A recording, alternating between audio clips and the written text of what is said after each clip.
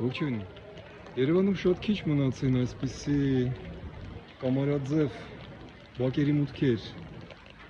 Դա մեր քաղաքի պատմության անկախտելի եւ ցավոք սրտի անհայտացող մասն է։ Իսկ գիտեք ինչու են իրենք հենց այդքան երկար եւ այդքան ցածր։ Ես օրինակ 183 սանտիմ իմ ասակով անցնում եմ, բայց կենտրոնական մասերում արդեն դժվար է։ Պատճառը շատ հետաքրքիր է։ Երևանը ամրոց է եւ այս մուտքերը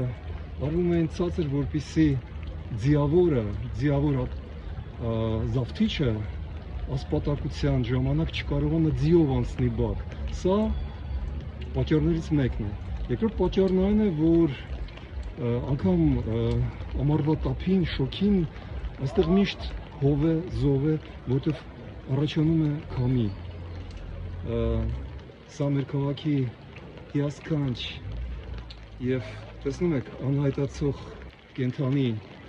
դեռ մնացած պատմական արձաններից մեկն է, որը անհրաժեշտ է պահպանել։